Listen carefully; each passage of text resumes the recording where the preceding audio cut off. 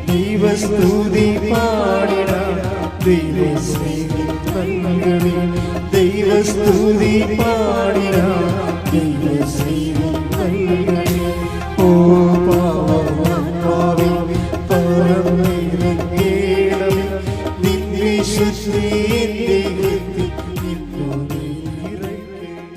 ഈ ആഴ്ചയിൽ 3 സാക്ഷ്യങ്ങൾ ഏതാണ്ട് ഒരേ ദൈവ മനസ്സ് വെളിപ്പെടുത്തുന്ന 3 സാക്ഷ്യങ്ങളുണ്ടായി. അത് 3 സാക്ഷ്യങ്ങളുടെ ഒരു നേച്ചർ പറയാം.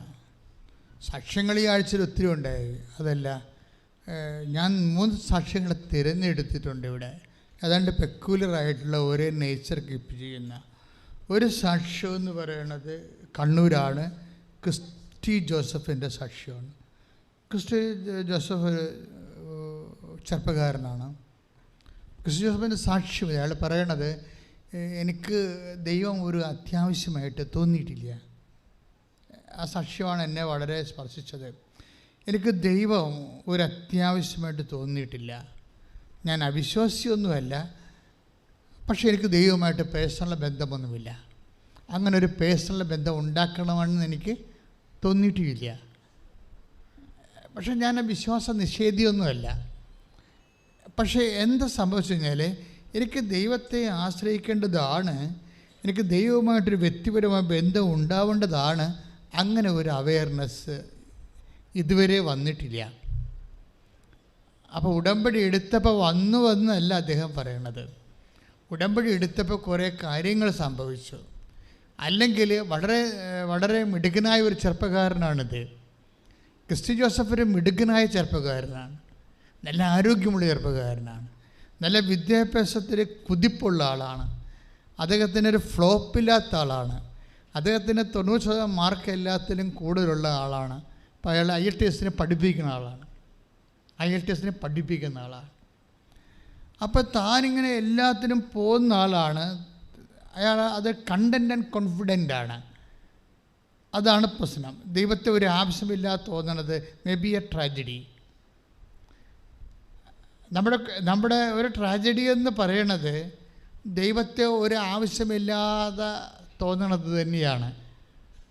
അതുതന്നെയാണ് ധനവാനെന്ന് പറയണത്. നമ്മൾ പറയുന്ന പണക്കാരനല്ല ധനവാൻ, ബൈബിളിലെ ധനവാൻ. ദൈവത്തെ ആവശ്യമില്ലാത്ത ഒരവസ്ഥ മാനസികമായി തോന്നുന്ന ആൾക്കാർ ധനവാന്മാരാണ്. അതിനാണ് പോയ് സ്പിരിറ്റ് മത്തായി ശ്ലീഹ പറയണത്, ആത്മന ദാരിദ്ര്യമുള്ളവർ ഭാഗ്യവാന്മാർ എന്ന് വെച്ചാൽ, എനിക്കൊന്ന് വിരലും ഞൊടിക്കണമെങ്കിൽ പോലും എൻ്റെ കർത്താവ് എന്നെ കനിയണമെന്ന് ചിന്തിക്കുന്ന കുറേ മനുഷ്യരുണ്ട്. അവരാണ് ദൈവമാണ് ഏറ്റവും വലിയ സമ്പത്ത്. ആ സമ്പത്ത് എനിക്കില്ലെങ്കിൽ ഞാൻ ദരിദ്രനാണ് എന്ന് ചിന്തിക്കുന്ന വ്യക്തികൾ. അതാണ് ആധ്യാത്മികതയുടെ ആദ്യ സ്രോതസ് എന്ന് പറഞ്ഞാൽ അതാണ്. ഒരു വിശ്വാസത്തിൻ്റെ ഏറ്റവും വലിയ അനുഭവങ്ങളൊന്നാണ് rejoice and how's it sweet with the lord. എന്ത് മധുരമുള്ളതാണ് കർത്താവെന്ന്. കർത്താവ് ബേസിക്കലായിട്ട് ദൈവത്തിൻ്റെ രുചി എന്താണ്? മധുരമാണ്. കവർപ്പല്ല, ചവർപ്പല്ല, കയ്പല്ല. The basic taste of Jesus is sweetness. The basic taste of Jesus is not bitterness. കയ്പല്ല, കവർപ്പല്ല, ചവർപ്പല്ല. ഇറ്റ് ഈസ് സ്വീറ്റ്നെസ്, മധുരമാണ്. ദാറ്റ് മീൻസ് ദൈവ പൈതലേ, നിൻ്റെ ജീവിതം ഇപ്പോഴ് ഉറ്റവർ മരിച്ചു പോയ ഒരു അവസ്ഥയാകാം, അല്ലെ കടങ്ങൾ വന്നിട്ട് ജപ്തി നടപടി വന്ന അവസ്ഥയാകാം. ഇപ്പം നിനക്കത് കയ്പായിട്ട് തോന്നും. പക്ഷെ നിൻ്റെ കയ്പുകൾ മധുരത്തിലേക്കുള്ള ഒരു സാധ്യതയാണ്. ഈ കയ്പിനെ ബേസിക്കായിട്ട് അവസാനം വന്ന് നിൽക്കണ എവിടെയായിരിക്കും? മധുരത്തിലായിരിക്കും. കാര്യം ബേസിക്കായിട്ട് കർത്താവ് മധുരമാണ്. Taste and see how sweet is the lord എന്ന് വെച്ചാൽ എത്ര മധുരമുള്ളതാണ് കർത്താവ് എന്ന് ചോദിക്കുമ്പോൾ നമ്മളേത് കവർപ്പായാലും ചവർപ്പായാലും കയ്പായാലും അതെല്ലാം ക്രമേണ അവസാനിക്കാൻ പോണത് മധുരത്തിലായിരിക്കും.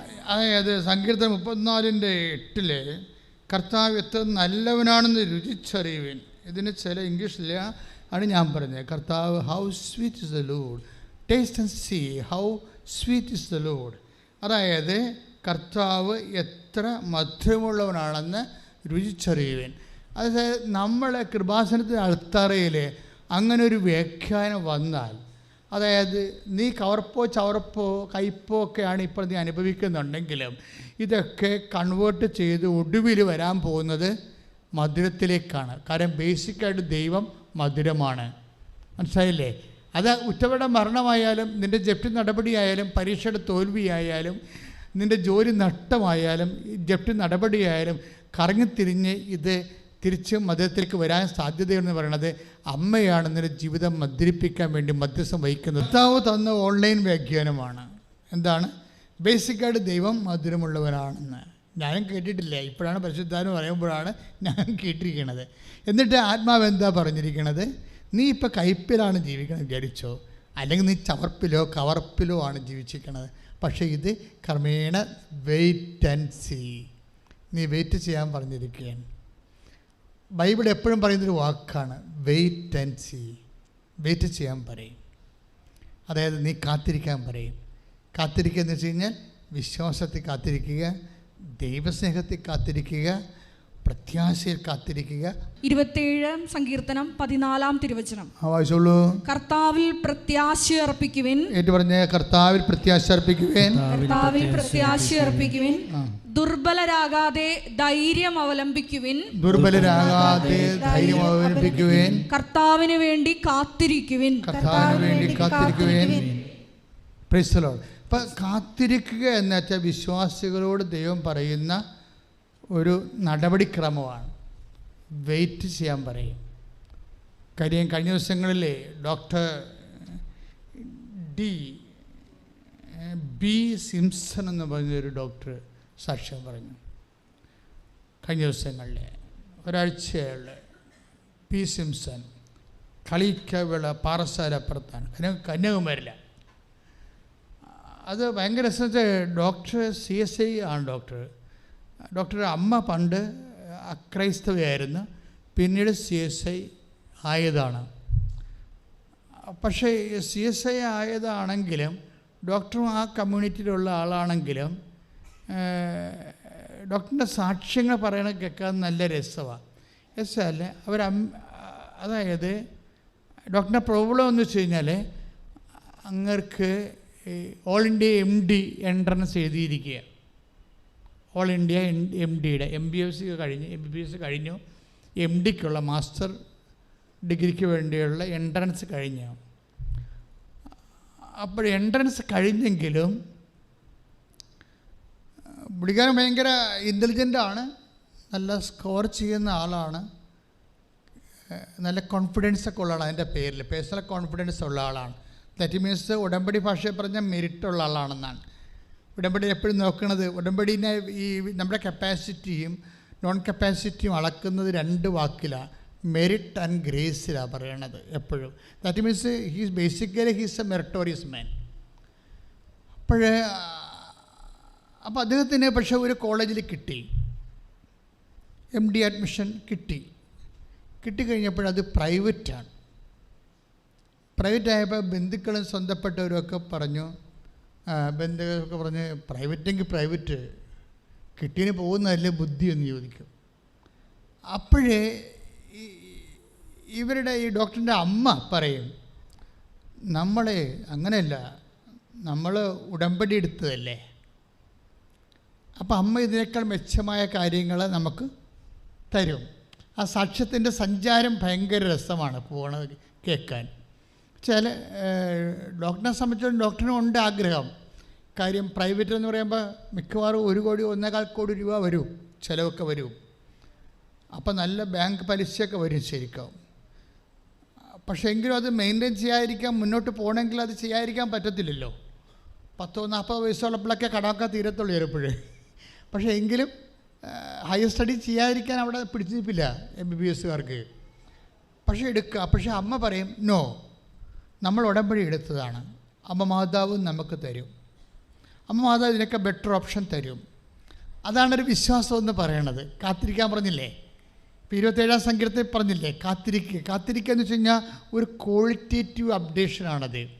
ഉടമ്പടി എടുക്കുമ്പോൾ വിശ്വാസത്തിൻ്റെ ഗുണനിലവാരമുള്ള ഒരു അപ്ഡേഷൻ സംഭവിക്കും. ചിലർക്കത് വല്ലാണ്ടങ്ങ് സംഭവിക്കും. ചിലർ ഇങ്ങനെ ഒരു മരക്കഴുത പോലെ എടുക്കണോ എടുക്കാത്തതൊക്കെ കണക്കാണെന്ന് പറഞ്ഞ് നടക്കും. പക്ഷെ ചിലർക്ക് ക്ലെയിമുണ്ട്, അവർക്ക് ക്ലെയിം വെച്ച് കളിക്കാനറിയാം. അവരമ്മ പറഞ്ഞു നോ നോ നോ, നമ്മളെ പ്രൈവറ്റിൽ പോകേണ്ട കാര്യമല്ല, നമുക്ക് ക്ലെയിമുണ്ട്. നമ്മുടെ ക്ലെയിം എന്താണ്? ഉടമ്പടി എടുത്തിരിക്കണമെന്ന്. She's not a Catholic, she's CSI, return from the Hindu community. പക്ഷേ അവരുടെ ഇൻവെസ്റ്റ്മെൻറ്റ് എന്താ, അവരുടെ നിക്ഷേപം എന്താണ്? നമ്മുടെ ക്ലെയിം എന്ന് പറയുന്നത് നമ്മൾ ഉടമ്പടി എടുത്തിരിക്കണതാണ്. അതുകൊണ്ട് ഇതിനേക്കാൾ മെച്ചമായ ഓപ്ഷൻ നമ്മുടെ കുടുംബത്തിൻ്റെ എല്ലേട്ട് കൊള്ളാത്ത രീതിയിൽ അമ്മ മാതാവ് നമുക്ക് ചെയ്തു തരും. ഉടമ്പടി അപ്പോൾ എന്തുമാത്രം ഗൗരവമായിട്ട് കാണുന്നു. ഒരു ഗവൺമെൻറ്റുമായിട്ട് ഉടമ്പടി ചെയ്യുന്ന പോലെ കോൺക്രീറ്റായിട്ട് ഉടമ്പടി കാണുന്നു, അല്ല ഹൈപ്പോത്തറ്റിക്കലായിട്ടല്ല കാണുന്നത്. ഒക്കട്ടെ ഒക്കുമായിരിക്കും, ഒട്ടാൽ കൊള്ളാം, അങ്ങനെയുള്ള ഹൈപ്പോത്തറ്റിക്കലല്ല. ഇത് ഒരു കോൺക്രീറ്റ്, ഒരു person to person bilateral agreement ആയിട്ട് കോൺക്രീറ്റായിട്ട് കാണുകയാണ്. എന്നിട്ട് ഇവർ പറഞ്ഞ് നമുക്ക് ആരാധനയിൽ എന്ത് പറയണമെന്ന് കേൾക്കട്ടെന്ന് പറഞ്ഞ്, മനസ്സിലായില്ലേ? ഇന്നത്തെ ആരാധനയിൽ പരിശുദ്ധാത്മാവ് എന്താ പറയണത്? ആരാധനയെ അവർ കാണുന്നത് ഒരു പ്രോഗ്രാമായിട്ടല്ല, ദൈവം സംസാരിക്കുന്ന, അവരുടെ ജീവിതത്തോട് ദൈവം ഇൻട്രാക്ട് ചെയ്യുന്ന ഒരു പ്ലാറ്റ്ഫോമായിട്ടാണ് കാണുന്നത്. അല്ലെങ്കിൽ അത് തന്നെ ഈ കൃപാസനത്തിൻ്റെ ഇൻസ്റ്റിറ്റ്യൂട്ട് ചെയ്യുന്നതിൻ്റെ ഉദ്ദേശം എന്താ? ബൈബിളിൽ എന്തിനാണ് കൃപാസനം സ്ഥാപിക്കണത്? കൃപാസനത്തിൽ നിന്നുകൊണ്ട് ഞാൻ എൻ്റെ ജനതയോട് സംസാരിക്കുമെന്നാണ് പറഞ്ഞത് ദൈവം.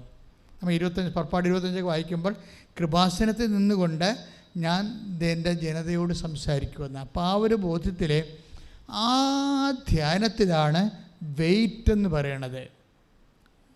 ആ ധ്യാനത്തിൽ അങ്ങനെ അറിയത്തില്ല, എനിക്കറിയത്തില്ല, എനിക്ക് കർത്താവ് തരണ അനുസരിച്ച് ഞാൻ പറഞ്ഞുകൊണ്ടിരിക്കും. അതിൻ്റെ തന്നെ വെയിറ്റ് എന്ന് പറയണത്, വെയിറ്റ്. അപ്പോൾ ഡോക്ടറിനോട് പറയും വെയിറ്റ് എന്ന് ഈശോ പറഞ്ഞല്ലോ, അപ്പം നമ്മൾ വെയിറ്റ് ചെയ്യും. നമ്മൾക്ക് പ്രൈവറ്റ് കോളേജിൽ നമ്മൾ പോകത്തില്ല, വെയിറ്റ് ചെയ്യുമെന്ന് പറയും. അപ്പോൾ ആരാധന എടുത്ത മെസ്സേജാണത്. അതാണ് ഈ വിഷയത്തെ എന്തുമാത്രം യാഥാർത്ഥ്യമായി പേഴ്സണൽ കമ്മ്യൂണിക്കേഷനായിട്ട് ആൾക്കാർ അങ്ങനെ പ്രവാചകനായി സ്വീകരിക്കുന്നവന് പ്രവാചകൻ്റെ പ്രതിഫലം, നീതിമാനെ സ്വീകരിക്കുന്നവന് നീതിമാൻ്റെ പ്രതിഫലം എന്ന വചനത്തിലില്ലേ? അതായത് എന്താ പ്രശ്നം വെച്ച് കഴിഞ്ഞാൽ, ഇതുപോലെ നമ്മൾ ഇപ്പോൾ ദിവ്യകുർബാനയിൽ ഈശോ ജീവനോട് എഴുന്നള്ളിയിരിക്കുന്നു, അല്ലെങ്കിൽ തിരുവോസ്തി ഇരിക്കണം എന്നൊക്കെ പറഞ്ഞാൽ വിഷയമാണ്. പക്ഷേ ഈശോ ജീവനോട് ദിവ്യകുർബാന എഴുന്നള്ളിയിരിക്കുന്നുവെന്ന് വിശ്വസിക്കുന്നവരാണ് ഇവിടുന്ന് ഈശോനെ കൊണ്ട് പോണത്. അല്ലാതെ തിരുവോസ്തി രൂപനാണ് ആനകൂന എന്നൊക്കെ പറഞ്ഞ് ഈ ബോധമില്ലാത്തവന്മാർ പാടത്തില്ലേ, അതൊന്നും അങ്ങനെയുള്ള പാട്ടുകാരൊന്നും കൊണ്ടുപോകത്തില്ല. അവർക്കറിയാം this is Jesus, that is load എന്ന് പറഞ്ഞാൽ പോലും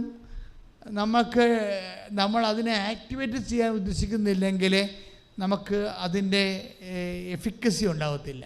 അപ്പം ഞാൻ കഴിഞ്ഞ ആഴ്ച പറഞ്ഞില്ലേ, അത് കർത്താവാണെന്ന് യോഹന്നാൻ പറഞ്ഞു. പക്ഷേ കർത്താവിൻ്റെ സഭയെ നോക്കി പാർക്കാനുള്ള അധികാരാവകാശങ്ങൾ കിട്ടിയത് പറഞ്ഞ ആൾക്കല്ലല്ലോ, ചെയ്ത ആൾക്കല്ലേ. അത് കേട്ട് വെള്ളത്തിലേക്ക് ചാടിയ പത്രോസിനല്ലേ. ഇതുപോലെ ഒരു വിഷയം ഇതിൻ്റെ അകത്തുണ്ട്. നമുക്ക് കാര്യങ്ങളൊക്കെ അറിയാം എന്ന് പറഞ്ഞതുകൊണ്ട് അറിഞ്ഞുകൊണ്ട് വീട്ടിലിരിക്കുകയുള്ളൂ. വീട്ടിലിരുത്തുകാരെക്കുറിച്ചും കഴിഞ്ഞ ആഴ്ച പറഞ്ഞായിരുന്നു അല്ലേ? ലാസറിൻ്റെ പെങ്ങൾ മറിയം വീട്ടിൽ തന്നെ ഇരുന്ന് മാർത്തായോട് ഈശോ പുനരുദ്ധാനത്തിൻ്റെ രഹസ്യങ്ങൾ പറഞ്ഞു. അവർ വീട്ടിൽ നിന്ന് ഇറങ്ങിയിട്ടാണ്. അതായത് ചൊല്ലണവർക്കല്ല, ചെയ്യുന്നവർക്കാണ് ഉടമ്പടിയുടെ സാകല്യം ലഭിക്കുന്നത്. ഡോക്ടറും അമ്മയും വെയിറ്റ് ചെയ്യുകയാണ്. എന്താണ് ഇതിനേക്കാൾ ബെറ്റർ ആയിട്ടുള്ള ഓപ്ഷൻ? ഗവൺമെൻറ് സീറ്റിൽ വരും. അപ്പോൾ അവർക്ക് കുറച്ചുകൂടി അഫോർഡബിൾ ആകും. പണച്ചുരുക്കം, കുറച്ച് ചിലവ് കുറഞ്ഞ് അവർക്കത് ചെയ്യാൻ പറ്റും. അതുകൊണ്ട് അവർ വെയിറ്റ് ചെയ്യുകയാണ്.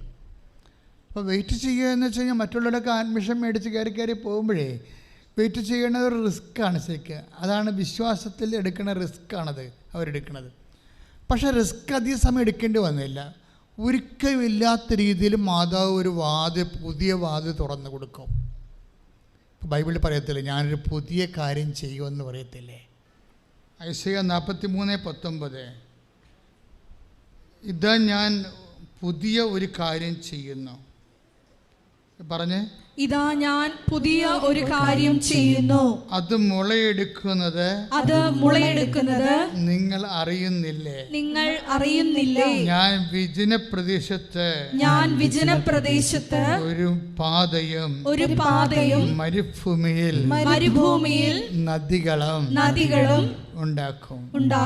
വാഗ്ദാനമാണത്, പ്രോമിസാണ്, ഉടമ്പടിയുടെ ഭാഗമാണ്. ഉടമ്പടിയുടെ ഒരു നമ്മൾ ആശ്രയം വെക്കുന്ന ക്ലെയിമാണ്. എന്താണ്? 43:19 ഒന്ന് പറഞ്ഞു, ഇതാ ഞാൻ ഒരു പുതിയ കാര്യം ചെയ്യുന്നു, ഇത് മുളയെടുക്കുന്നത് നിങ്ങൾ അറിയുന്നില്ലേ? ഞാൻ വിജന പ്രദേശത്ത് ഒരു പാതയും മരുഭൂമിയിൽ നദികളും ഉണ്ടാക്കും. രണ്ടും മനുഷ്യനെ ക്ലേശകരമായ കാര്യമാണ്. എന്താണ്? വിജന പ്രദേശത്ത് 10,000-കണക്കിന് ഏക്കർ സ്ഥലത്ത് ഒരു പാത വെട്ടുക ക്ലേശകരമാണ്. പിന്നെന്താണ്? മരുഭൂമിയിൽ നദികൾ. അപ്പോൾ ജീവിതത്തിൽ ഒട്ടും നടക്കത്തില്ല എന്ന് പറയുന്ന സ്ഥലങ്ങളിൽ ദൈവം പുതിയ വഴികൾ, പുതിയ കാര്യങ്ങൾ ചെയ്യും. ഇത് നമ്മളുടെ അവകാശമാണ്. എന്താ കാര്യം? അത് ദൈവത്തിൻ്റെ വാഗ്ദാനമാണ്. പറഞ്ഞ മനസ്സിലായില്ലേ? ഉടമ്പടി ആശ്രയം വെക്കണ എവിടെയാണ്? വാഗ്ദാനങ്ങളിലാണ്. ആ വാഗ്ദാനങ്ങളിൽ ഒന്നെന്താണ്? ഒരു പുതിയ കാര്യമാണ് അന്നുവരെ നടക്കാത്തൊരു കാര്യം ഡോക്ടർ ബി സിംസൻ്റെ ജീവിതത്തിൽ നടക്കുന്നത്. വെല്ലൂർ മെഡിക്കൽ കോളേജിൽ MDക്ക് കോൾ ഫോർ ചെയ്യും. അപ്പം നിങ്ങൾ ചോദിക്കും, പണ്ടങ്ങനെ ഇല്ലായിരുന്നോ? പണ്ട് നിയമം, വെല്ലൂർ മെഡിക്കൽ കോളേജിൽ നിയമം എന്ന് പറയണത് മൈനോറിറ്റി കോളേജിൽ 2 കൊല്ലം പഠിപ്പിച്ചവർക്ക് മാത്രമേ MDക്ക് സീറ്റ് കിട്ടത്തുള്ളൂ. അതാണ് നിയമം. അതുകൊണ്ട് ഫ്രഷ് ഹാൻഡ്സ് എല്ലാം പുറത്തു പോകും. പഴയ നിയമം അനുസരിച്ച് മൈനോറിറ്റി കോളേജിൽ 2 കൊല്ലം പഠിപ്പിച്ച് എക്സ്പീരിയൻസ് ഉള്ളവർക്ക് മാത്രമേ ആപ്ലിക്കേഷൻ ചെയ്യാൻ പറ്റത്തുള്ളൂ. പെട്ടെന്നാണ് ഈ നിയമം എടുത്ത് മാറിയത്.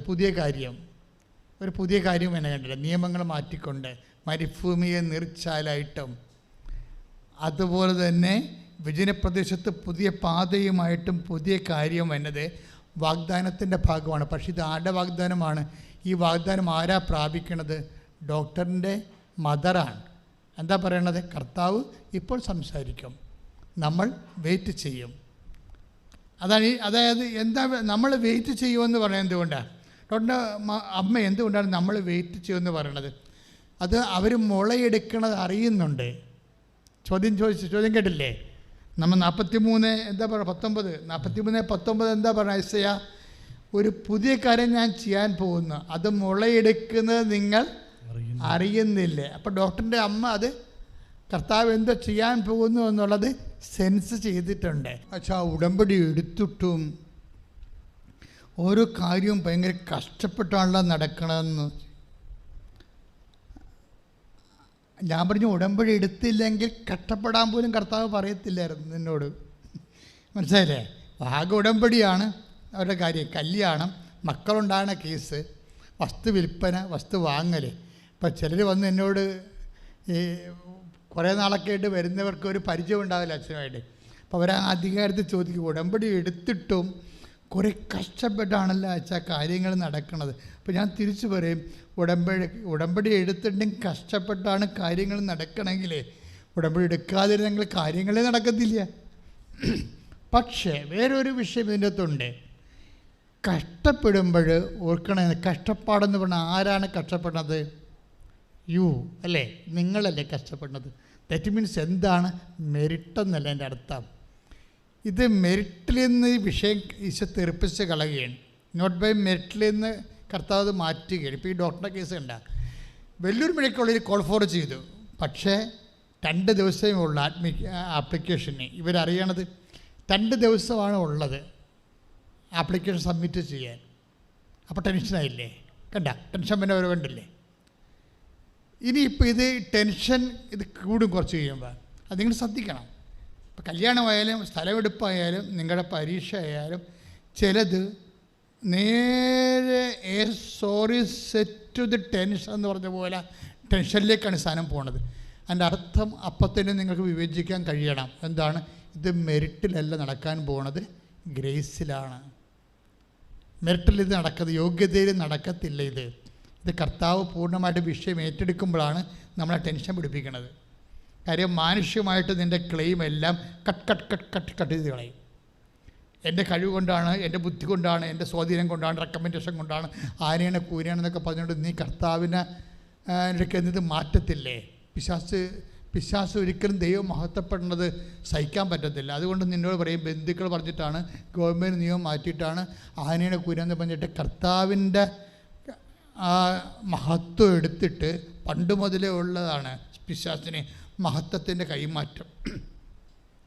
മഹത്വത്തിൻ്റെ കൈമാറ്റം എപ്പോഴും നമ്മൾ വിശ്വാസികൾ വളരെ ഇൻ്റലിജൻ്റായിട്ട് നോക്കേണ്ട ഒരു അപകട മേഖലയാണ്. ബെർമൂഡ ആധ്യാത്മിക ലോകത്തുള്ള ഒരു ബെർമൂഡ ട്രയാങ്കിളാണ്. എന്നുവെച്ചാൽ മഹത്വത്തിൻ്റെ കൈമാറ്റം. എന്നുവെച്ചാൽ മഹത്വത്തിൻ്റെ കൈമാറ്റം എന്ന് പറയണത് ദൈവത്തിന് കിട്ടേണ്ട മഹത്വം തന്ത്രപരമായിട്ട് പിശാച് അടിച്ചു മാറ്റുകയോ മനുഷ്യന് അധികാര സ്ഥാനങ്ങളിൽ ചാർത്തി കൊടുക്കുകയോ ചെയ്തിട്ട് നിന്നെ ദൈവത്തിൽ നകറ്റും. ഇതാണ് മഹത്വത്തിൻ്റെ കൈമാറ്റം എന്ന് പറയണത്. അത് ഒരു ശരിക്കും പറഞ്ഞാൽ ഒരു പിന്തിപ്പൻ ആധ്യാത്മികതയാണ്. അതായത് മഹത്വത്തിൻ്റെ കൈമാറ്റം അത് ബൈബിളിലുണ്ട് അതിനെക്കുറിച്ച്. അതായത് മനുഷ്യൻ ദൈവത്തിന് കൊടുക്കാനുള്ള മഹത്വം അവർ കന്നുകാലികൾക്കും പറവകൾക്കും കൊടുത്തെന്ന് പൗൾ പറയുന്നില്ലേ നമ്മുടെ നടപടി പുസ്തകത്തിൽ, റോമാലേഖനത്തിൽ? റോമാലേഖനത്തിൽ 1-ാം അധ്യായം 23-ാം തിരുവചനം. അവർ അനശ്വരനായ ദൈവത്തിന്റെ മഹത്വം എന്ന് പറഞ്ഞ അവർ അനശ്വരനായ ദൈവത്തിന്റെ മഹത്വം നശ്വരനായ മനുഷ്യന്റെയോ പക്ഷികളുടെയോ മൃഗങ്ങളുടെയോ ഇഴജന്തുക്കളുടെയോ സാദൃശ്യമുള്ള വിഗ്രഹങ്ങൾക്ക് കൈമാറി. മഹത്വത്തിന്റെ കൈമാറ്റം എന്നുവെച്ചാൽ ദൈവത്തിന് കൊടുക്കേണ്ട മഹത്വം സാത്താൻ അടിച്ചു മാറ്റിയിട്ട് അതിന് എതിർ ശക്തികൾക്ക് കൈമാറും. എന്നിട്ട് ദൈവത്തിൽ നിന്ന് മനുഷ്യനെ അകറ്റിക്കളയും. ചിലപ്പോൾ നീ തന്നെ ഇതെല്ലാം കഴിഞ്ഞതിന് ശേഷം പറയും, ഓ പിന്നെ ഞാൻ കാനഡയിൽ പോയത്, ഇപ്പം നീ സാക്ഷിയൊക്കെ പറയും, ദൈവം ഇല്ലായിരുന്നെങ്കിൽ എനിക്ക് അവിടെ എത്തപ്പെടാൻ പറ്റത്തില്ല, ഞാൻ അത്രയ്ക്ക് മോശം റിസൾട്ടായിരുന്നു. 6 മാസം കഴിയുമ്പോൾ നീ പറയും, ഓ എത്രയോ പേരാണ് എത്തിയത്, അതുപോലെ ഞാനും എത്തി. കണ്ട മഹത്വത്തിൻ്റെ കൈമാറ്റം തന്നെ കണ്ട. ഇതിൻ്റെ ഒരു പൊട്ടത്തരമെന്ന് പറയണത്, നീ ഇങ്ങനെ നാളെ മഹത്വം കൈമാറും, അയോഗ്യമായ കരങ്ങളിലേക്ക് ദൈവത്തിൻ്റെ മഹത്വത്തെ നീ കൈമാറ്റുമെന്ന് ദൈവത്തിന് നേരത്തെ അറിയാം. അത് കാരണം പലപ്പോഴും നിൻ്റെ പ്രാർത്ഥനയ്ക്ക് ഉത്തരം ലാഗ് ചെയ്തുകൊണ്ടേയിരിക്കും. മനുഷ്യനെ അനുദപിക്കേണ്ട ഒരു മേഖലയാണ് അത്. പ്രാർത്ഥിക്കുക, കർത്താവായ ദൈവമേ, എന്തെല്ലാം പ്രതികൂലമായ സമ്മർദ്ദങ്ങൾ ഉണ്ടായാലും നീയായിട്ട് എനിക്ക് നൽകിയ ഉയർച്ച എന്റെ മരണം വരെ ഞാൻ വേറെ ആർക്കും കൈമാറിക്കൊണ്ട് നിന്നെ അപമാനിക്കുകയോ നിന്റെ മഹത്വത്തിന് മങ്ങലേൽപ്പിക്കുകയില്ലെന്ന് ഞാൻ പ്രതിജ്ഞ ചെയ്യുന്നു. ഇവിടെ ഡോക്ടർ സാഹചര്യം ചൂട് പിടിക്കുകയാണ്. നിങ്ങൾ ചൂട് പിടിക്കുമ്പോൾ ഓർക്കുക, ഇത് നിങ്ങളുടെ മെറിറ്റിലല്ല നടക്കാൻ പോകുന്നത്, ദൈവത്തിൻ്റെ കൃപയിലാണ് നടക്കാൻ പോകുന്നത്. ഇത് വിവേചിക്കാനുള്ള കഴിവുണ്ടാകണം ഉടമ്പടിക്കാർക്ക്. ഇവിടെ പ്രോബ്ലം എന്ന് വെച്ച് കഴിഞ്ഞാൽ അവർക്ക് 2 ദിവസമേ ഉള്ളൂ. എവിടെ വെല്ലൂർ അഡ്മിഷൻ കൊടുക്കണേ, ആപ്ലിക്കേഷൻ വെക്കാം, 2 ദിവസമേ ഉള്ളൂ. ഡോക്ടർ ഇത് അറിയണേ എപ്പോഴാണെന്ന് അറിയാവോ? ശനിയാഴ്ച വൈകുന്നേരമാണ് അറിയണത്. അപ്പോൾ നോ ടൈം. ഞായറാഴ്ച അല്ലേ, പിന്നെ ഓഫല്ലേ, ജാതി സർട്ടിഫിക്കറ്റ് വേണം. ഡോക്ടർ മൈനോട്ടിലുള്ള ആളാണെന്ന് വെല്ലൂരിന് ജാതി സർട്ടിഫിക്കറ്റ് വേണം. പിന്നെ എപ്പോൾ കിട്ടും ജാതി സർട്ടിഫിക്കറ്റ്? തിങ്കളാഴ്ചയേ ഉള്ളൂ. തിങ്കളാഴ്ച വൈകുന്നേരം 5 മണിക്ക് മുമ്പ് ആപ്ലിക്കേഷൻ, ഈ ജാതി സർട്ടിഫിക്കറ്റ് ഇട്ടിട്ട് ആപ്ലിക്കേഷൻ കൊടുക്കണം. പിന്നെ വില്ലേജ് ഓഫീസിൻ്റെ കത്ത് വാങ്ങിച്ച് തഹസിൽദാരിൽ കൊണ്ടേ കൊടുത്തിട്ട് അവിടുന്ന് ഇങ്ങനെ തീ പാറുന്ന പോലുള്ളൊരു ഓട്ടമാണ് ജീവിതം തിരിച്ചു പിടിക്കാൻ വേണ്ടിയുള്ള ആ ഓട്ടം എന്ന് പറയണതിലേ. ചിലപ്പോൾ വില്ലേജ് ഓഫീസറെ കാണത്തില്ല, ചിലപ്പോൾ ക്ലർക്ക് കാണത്തില്ല, ചിലപ്പോൾ പിയൂൺ കാണത്തില്ല, ചിലപ്പോൾ സീലുള്ള ആൾ പിയൂണല്ലേ, സീൻ കാണത്തില്ല. തീർന്നില്ലേ? നിസ്സാരമല്ലല്ലോ ഈ വിഷയം. അപ്പോൾ ഇതെല്ലാം പ്രെയർ ചെയ്യാതെ ഇത് ആൾക്കാർ ഒന്നും അറസ്റ്റ് ചെയ്ത് അവിടെ പൊസിഷനിൽ വെക്കാൻ പറ്റത്തില്ല. ദാറ്റ് മീൻസ് ഇത് മുഴുവനും മെറിറ്റ് എന്നും പോയി. പിന്നെ എന്താണ് ഇത്? ഈ വിഷയം കൺവേർട്ട് ചെയ്ത് ഗ്രേസിലേക്ക് കൺവേർട്ട് ചെയ്യുകയാണ്. അപ്പോൾ ഗ്രേസിലേക്ക് യോഗ്യത കൊണ്ടല്ല, കൃപ കൊണ്ടാണെന്നുള്ള ആ ഫോർമാറ്റ് കറക്റ്റ് ചെയ്ത് വരുമ്പോഴാണ് നീ ചൂട് പിടിക്കണത്. ചൂട് പിടിച്ച പക്ഷേ കർത്താവ് ഒരു പണി ചെയ്യും. ഇത് കാവലുണ്ടാവും. ദൈവം തന്നിട്ടുള്ളതാണെങ്കിൽ ഒരു തഹസിൽദാർ ഒരിടത്തും പോകത്തില്ല. നിൻ്റെ ടൈം ദൈവം സംരക്ഷിക്കും, നിൻ്റെ ജോലി ദൈവം സംരക്ഷിക്കും. കറക്റ്റ് 4:45 ജാതി സർട്ടിഫിക്കറ്റ് എടുത്ത് കൈ കൊടുക്കും. പിന്നെ ഉള്ളത് 15 മിനിറ്റാണ്. ഇനി നെറ്റില്ലെങ്കിൽ പ്രശ്നമാണ്. എൻ്റെ ഇടയ്ക്ക് നെറ്റും പോവില്ല ഈ കറക്റ്റ് ടൈമിന്. അപ്പോൾ അതിനുള്ളിൽ എന്തുമാത്രം ചക്രശ്വാസം വലിച്ചു കാണാം. ഈ ചക്രശ്വാസം വലിക്കണമല്ല പ്രശ്നം, അതൊക്കെ പ്രാർത്ഥന വലിയാക്കി ചേഞ്ച് ചെയ്യാൻ പഠിക്കണം. അപ്പം നമ്മൾ അപ്പോൾ തന്നെ പൂർണ്ണമായിട്ടും ദൈവമേ നോട്ട് ബൈ മെറിറ്റാണ് ഇത് വർക്ക് ചെയ്യണമെന്ന് ഞാൻ തിരിച്ചറിയുന്നു. എൻ്റെ കഴിവല്ല, നിൻ്റെ കൃപയാണെന്ന്. അപ്പോൾ 4:55 ഡോക്ടറിന് തിരിച്ച് ഇമെയിൽ വരും. എന്താണ്? നിങ്ങളുടെ ആപ്ലിക്കേഷൻ ടേക്കപ്പ് ചെയ്തതെന്ന്. 5 മിനിറ്റിൻ്റെ വ്യത്യാസം. അത് കൈയിടിച്ച് കിടത്താൻ. ഇപ്പോൾ നിങ്ങൾക്കൊരു കാര്യം മനസ്സിലായില്ലേ? ഇപ്പം പ്രസവമായാലും ശരി, ഓപ്പറേഷൻ ആയാലും ശരി, നിങ്ങളുടെ വിസ പ്രോസസ്സിങ് ആയാലും ശരി, അതുപോലെ തന്നെ നിങ്ങളുടെ PR ആയാലും ശരി, നിങ്ങളുടെ സ്ഥലം വിൽപ്പനയായാലും ശരി, വാങ്ങലായാലും ശരി, എവിടെയെങ്കിലും ടെൻഷൻ കണ്ടൻ്റ് ഉണ്ടെങ്കിൽ അത് മെറിറ്റല്ല, ഗ്രേസാണെന്ന് തിരിച്ചറിയണം. എന്താണ് ഇത്? കർത്താവ് നിങ്ങളുടെ സ്വാഭാവികമായിട്ടുള്ള കഴിവും സ്വാധീനം കൊണ്ടതിനേക്കുള്ളവർ ദൈവത്തിൻ്റെ കൃപ കൊണ്ട് നടക്കാൻ പോകുമ്പോഴാണ് ഇതെല്ലാം ടെൻഷൻ്റെ രീതിയിലേക്ക് കാര്യങ്ങൾ പോകുന്നത്. അത് വിവേചിച്ചാൽ മതി, വേറെ പ്രശ്നങ്ങളൊന്നുമില്ല. ഇനിയത്തെ രസം എന്ന് പറയണത് ഇതിനകത്ത് ഇൻവെസ്റ്റ്മെൻറ്റ് വേറെ. ഇപ്പോൾ ഡോക്ടറും ഇതിനകത്ത് ഇൻവെസ്റ്റ്മെൻ്റ് ഉണ്ട്. അങ്ങേരും അതിൽ വിശ്വസിക്കുന്നുണ്ട്, അങ്ങേരും അതിൽ കൃത്യമായിട്ട് വിശ്വസിക്കുന്നുണ്ട് ഉടമ്പടിയിൽ. ഇനി രസം എന്ന് വെച്ച് കഴിഞ്ഞാൽ ഇവർ ആപ്ലിക്കേഷൻ കൊടുത്ത് കോൾഫോർ ചെയ്ത് അത് അംഗീകരിച്ച് കഴിഞ്ഞപ്പോൾ പിന്നെ മാതാവ് പുതിയ വാതിൽ തുറക്കും.